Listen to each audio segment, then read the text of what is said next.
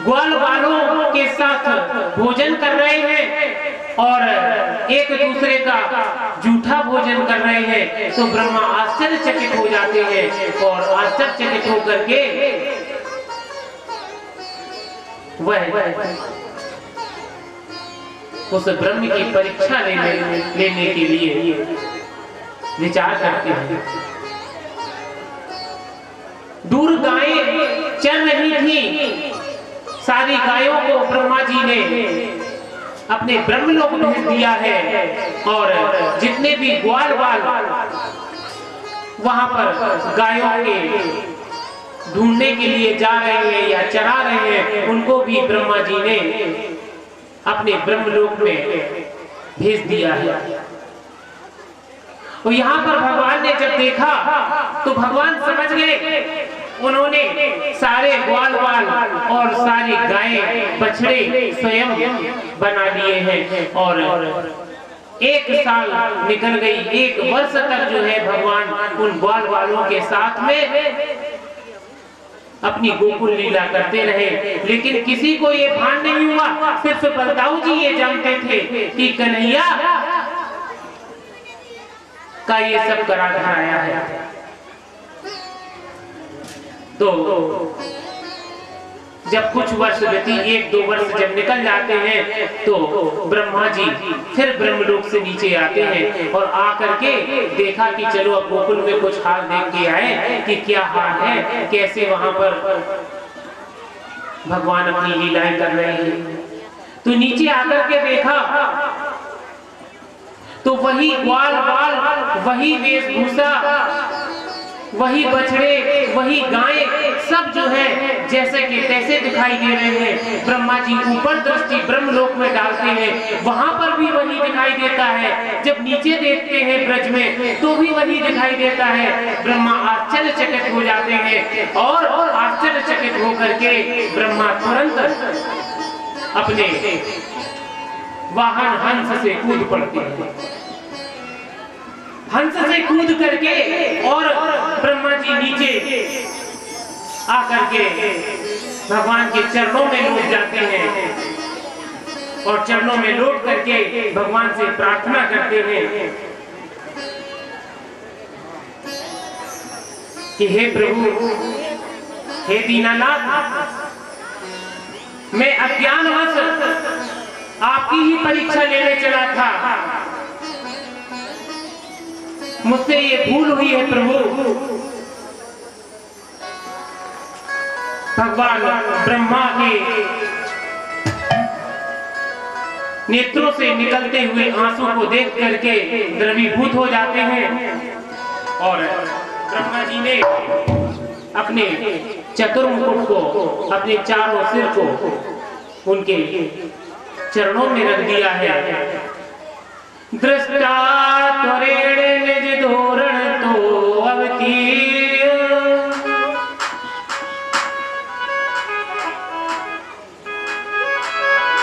इस तरीके से ब्रह्मा ने बहुत क्षमा याचना की। उत्थाय उत्थाय कृष्णस्य चिरस्य पादयो पतन, भगवान बार बार उन्हें उठाते हैं, लेकिन ब्रह्मा जी की आंखों से आंसू बंद नहीं होते हैं और वह बार बार उनके चरणों में गिर जाते हैं। तब ब्रह्मा जी क्षमा याचना मांगने के बाद में अपने ब्रह्मलोक को चले जाते हैं। इस तरीके से ब्रह्मा के अहंकार को भी भगवान ने नष्ट किया है। एक बार कन्हैया वन से जब गाय चरा करके लौट रहे थे तो उनके साथ में बलदाऊ जी उनके साथ में थे और सारे ग्वाल वाल उनके पीछे, गाय बछड़े सब आगे पीछे चल रहे थे। सुखदेव जी महाराज उस दृश्य का वर्णन करते हुए राजा परीक्षित से कहते हैं, बरहा पीडम नटवरवपु कर्णियो कर्णिकारम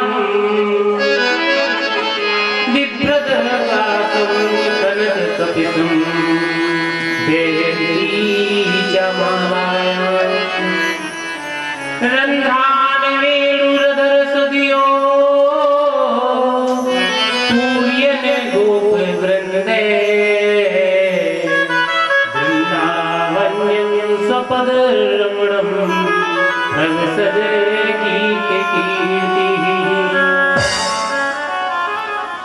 तो भगवान अपने सिर पर मोर मुकुट लगाए हुए हैं, कानों में सुंदर सुंदर कनेर के फूल पहने हुए हैं, गले में वैजयंती माला है, पीतांबर लहरा रहा है।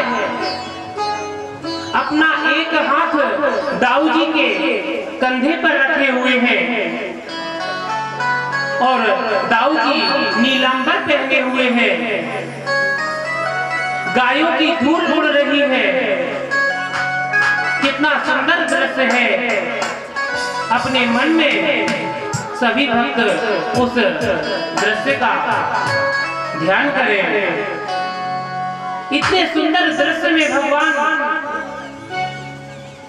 जब गायों के बीच में चल रहे हैं, उनके माथे पर पसीने की बूंदें ऐसे चमक रही हैं जैसे मोतियों की मोती के बिंदु चमक रहे हैं।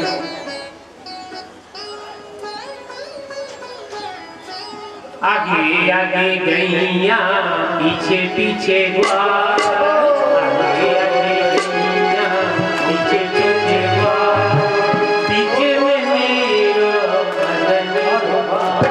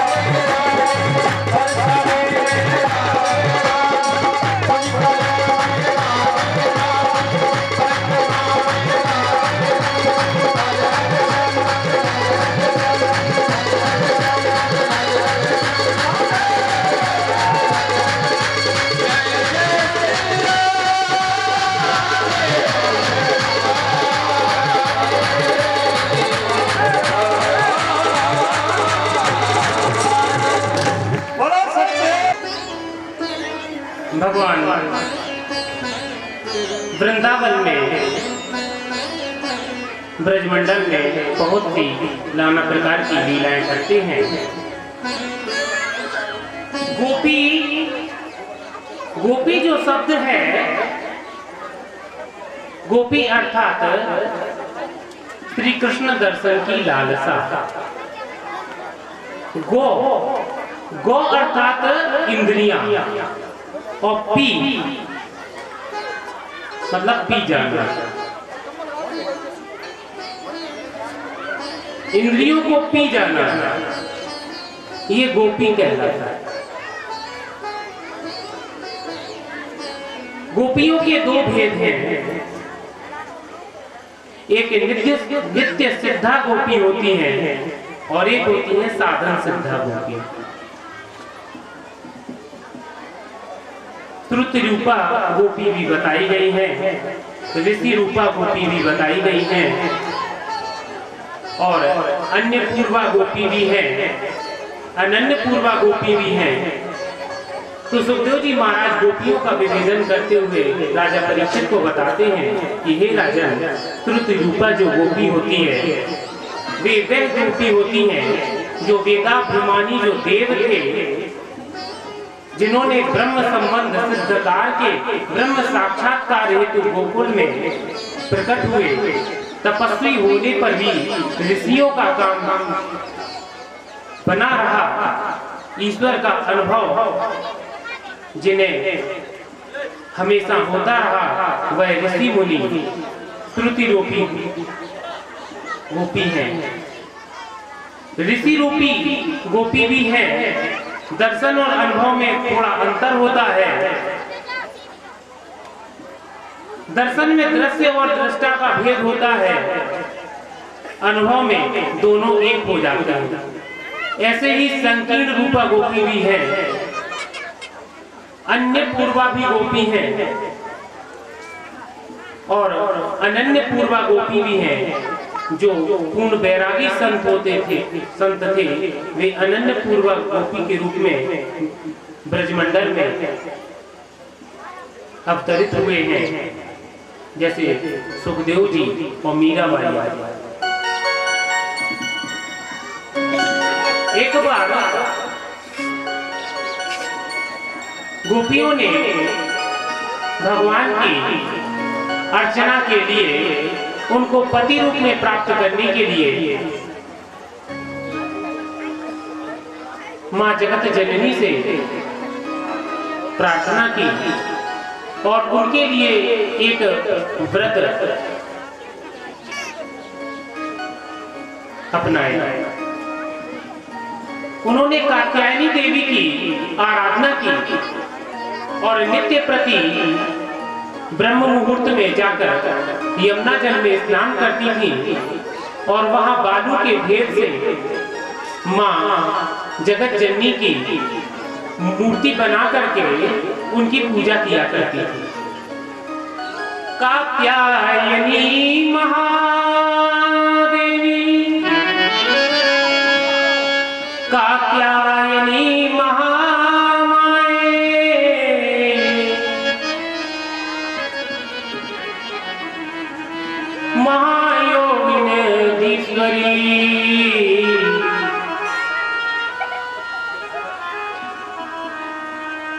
वहां जाकर के मां की अर्चना की और बड़ी कठोर तपस्या की। एक दिन यमुना के जल में जाकर के गोपियों ने स्नान किया है और स्नान के बाद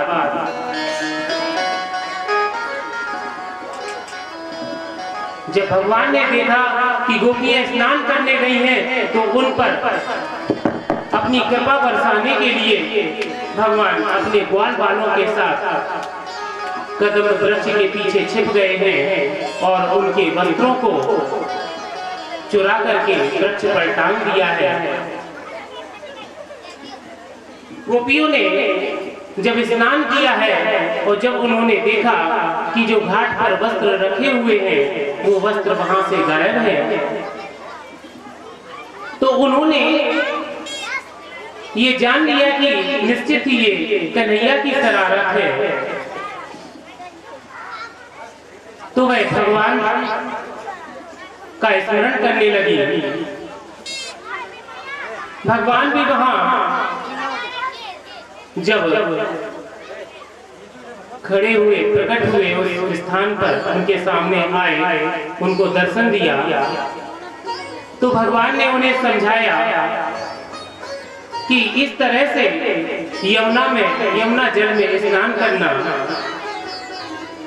आप लोगों को शोभा नहीं देता है, क्योंकि जल में वरुण देव का वास होता है।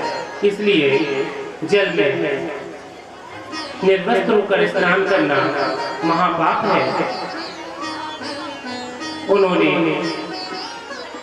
गोपियों से अपनी भूल का पश्चाताप करने के लिए एक एक करके जल से बाहर आने को कहा। और भगवान ने, क्योंकि वो तो ब्रह्म है और ब्रह्म के सामने निर्वस्त्र हो या वस्त्र हो, उससे कोई फर्क नहीं पड़ता, क्योंकि वह कण कण में समाया हुआ है। तो कन्हैया ने उनको उनकी भूल के बारे में उन्हें बताया और उनको एक एक करके वस्त्र दिए। उस समय भगवान की उम्र सिर्फ 6 वर्ष की थी। वो एक छोटे से बालक थे जब उन्होंने चीरहरण लीला की है। इसके बाद में भगवान अब गोपियों की जो तपस्या उन्होंने की हुई है कात्यायनी देवी से, उसका फल देने के लिए शरद ऋतु आ चुकी है। और शरद ऋतु में अब कन्हैया उनकी तपस्या का फल देने के लिए मन में विचार करते हैं। उसी समय भगवान ने जब विचार किया है तो वृंदावन और ब्रजमंडल की प्रकृति स्वतः बदल गई है। एक दिन भगवान अपने ग्वाल वालों के साथ में वन में विचरण करते हुए मथुरा के निकट पहुंच गए। जब मथुरा के निकट पहुंचे हैं तो चूंकि अपने घर से, अपने गोकुल से काफी दूर निकल आए थे और दूर निकल आने के कारण और गाय चराने के कारण उनको बड़ी भूख भी सता रही थी। उसके कारण जब भूख बहुत सता रही थी तो उन्होंने अपने ग्वाल वालों से, अपने मित्रों से कहा कि कन्हैया ने अपने मित्रों से कहा कि मित्रों, तुम जाकर के पास में ही कुछ वेदवादी जो ब्राह्मण हैं वे यहाँ पर तपस्या कर रहे हैं और एक आंगिरस नाम का यज्ञ कर रहे हैं। उस यज्ञ में जाकर के तुम उनसे कुछ दूध भात मांग लो। तो जितने भी ग्वालवाल थे वो कन्हैया की आज्ञानुसार उन यज्ञ में जो आहुतियां देने वाले ब्राह्मण थे, ब्राह्मणों के पास गए। जब ब्राह्मणों के पास गए तो ब्राह्मण अपने यज्ञ में लीन थे। प्रेम से बोलो जय श्री राधा। तो भगवान जब भगवान के निर्देशानुसार जब ग्वाल वहां पहुंचे तो उन्होंने वहां जाकर के यज्ञ में जो आहुतियां दे रहे थे ब्राह्मण, उनसे जाकर के वो बोले, हे भूमि देवा शृणुत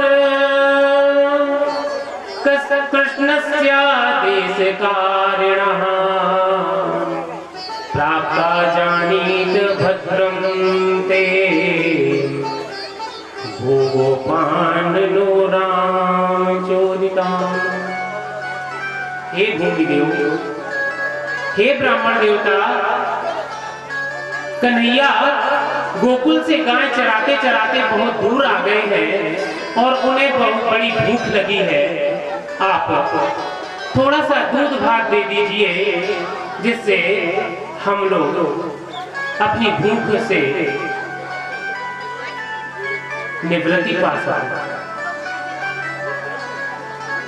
उन ब्राह्मणों ने उन ग्वालवालों की ओर बिल्कुल ध्यान नहीं दिया और वो अपने यज्ञ में मस्त रहे। स्वाहा स्वाहा इस तरीके की ध्वनि वहां आती रही। वो यज्ञ में लीन थे। उन्होंने उन ग्वालवालों की ओर कोई ध्यान नहीं दिया। तो सारे ग्वालवाल निराश होकर के फिर से कन्हैया के पास आए। बोले, कन्हैया तूने तो कहा था कि वो ब्राह्मण कुछ दूध भात दे देंगे, वहां से हमें भोजन प्राप्त हो जाएगा, लेकिन उन्होंने तो हमारी ओर ध्यान तक नहीं दिया। तो कन्हैया ने कहा, एक बार फिर से तुम जाओ और जाकर के अब की बार जो ब्राह्मण पत्नियां हैं उनसे जाकर के भोजन की याचना करना। तो सारे ग्वालवाल वहां फिर जाते हैं और ग्वालवालों ने जाकर के अब यज्ञ पत्नियों से भोजन की मांग की है। और जब यज्ञ पत्नियों ने देखा कि स्वयं भगवान कृष्ण गोकुल से गाय चराते चराते यहाँ आए हैं, तो यज्ञ पत्नियां अपने अपने थाल सजा करके स्वयं जहां भगवान बैठे हुए थे वहां चल दी। ब्राह्मण उन्हें देख रहे हैं, यज्ञ करते जा रहे हैं, लेकिन वो कन्हैया की ओर बढ़ती चली जा रही है। उन्होंने यज्ञ से उन्हें रोकने की कोशिश की। कहां जा रहे हो? इस तरीके से इशारा भी किया, इधर हवन भी करते जा रहे हैं, लेकिन उन्होंने ऐसे हाथ का झाला देकर के उन्होंने उनकी ओर कोई ध्यान नहीं दिया कि ये तो यज्ञ में लीन है और वो भगवान के जहां भगवान बैठे हुए थे वहां के लिए वो यज्ञ पत्नियां चल जाए। जब वहां पहुंचती हैं तो सारे यज्ञ पत्नियों ने, उन ब्राह्मण पत्नियों ने जाकर के भगवान को अपने हाथ से भोजन कराया है। और भगवान वहां बैठे हुए हैं, उनकी छवि का वर्णन करते हुए यज्ञ पत्नियां कहती हैं, श्यामा हिरण्य परदीप मनमाल्य बरह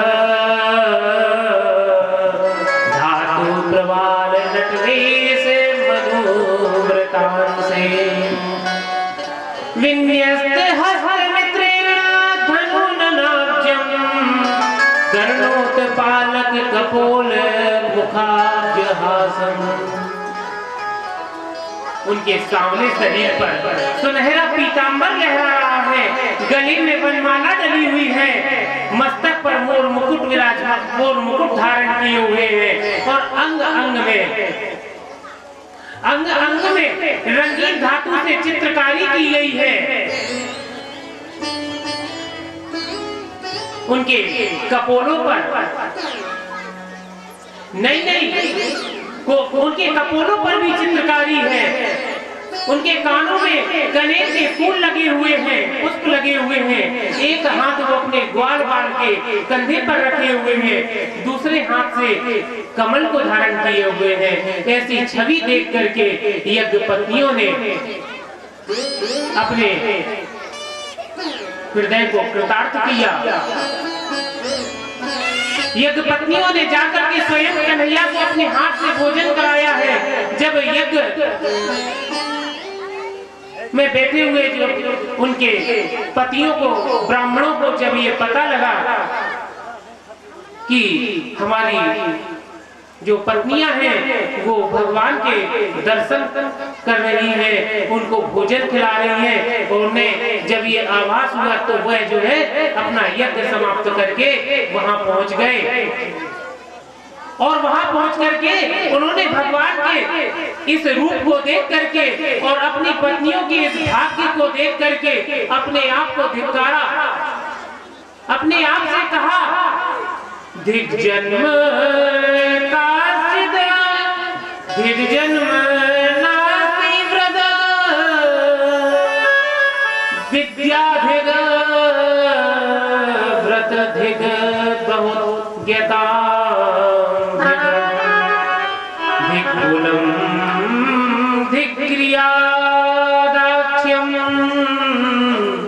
विमुखाय हृदय। तो यज्ञ पुरुषों ने कहा कि धिक्कार है ऐसी तपस्या को, धिक्कार है ऐसे कुल को, धिक्कार है ऐसे ज्ञान को, धिक्कार है ऐसे हृदय को जो यज्ञ करने में तो लगा है लेकिन ब्रह्म सामने खड़ा है, ब्रह्म सामने है,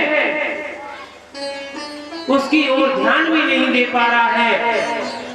व्यर्थ है यह शरीर, व्यर्थ है यह सब तपस्या। उन्होंने अपने आप को धिक्कारा। इस तरीके से भगवान ने यज्ञ पुरुषों पर भी, यज्ञ पत्नियों पर भी कृपा की है, उन ब्राह्मणों पर भी कृपा की है जो मथुरा के नजदीक आंगिरस सत्र कर रहे थे।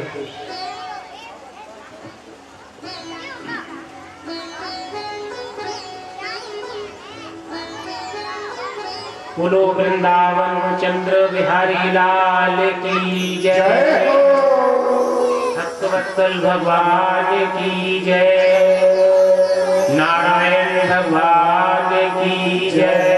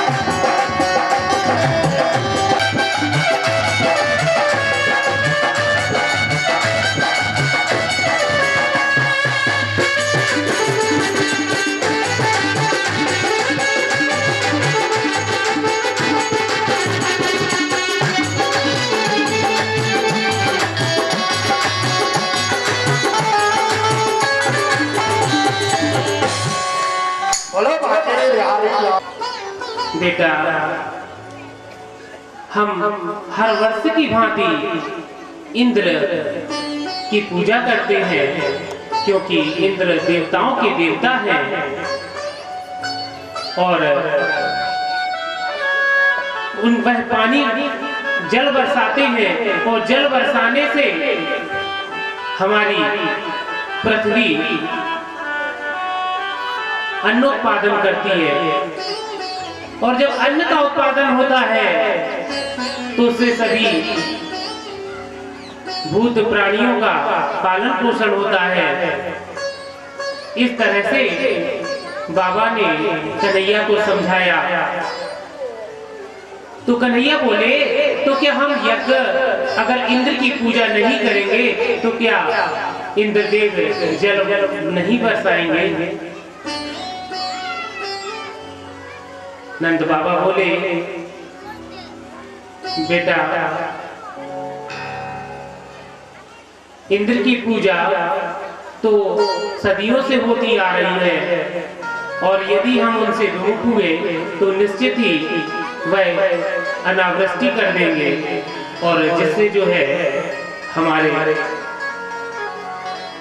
गायें, हमारे पशु कैसे रह पाएंगे, कैसे हम वैसे जो है खेती कर पाएंगे, कैसे गौ रक्षा कर पाएंगे।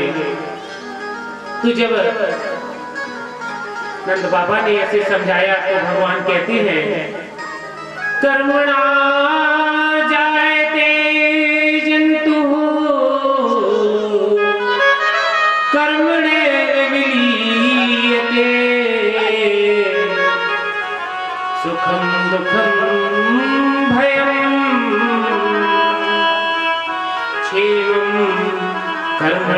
कर्मणेवाहि पद्धते। बाबा, प्राणी अपने कर्मों से ही सुख दुख पाता है और कर्म से ही वह मर भी जाता है। उसे उसके कर्म के अनुसार ही सुख दुख मिलता है और यदि कर्मों को ही सब कुछ ना मान करके उससे भिन्न जीवों के कर्म का फल मानने वाला यदि ईश्वर उसे मान लिया जाए तो वह कर्म करने वालों को भी उनके कर्म के अनुसार फल दे सकता है। कर्म ना करने वालों पर उसकी कोई कर्म ना करने वालों पर उसका कोई वश नहीं होता। इस तरीके से भगवान नंद बाबा के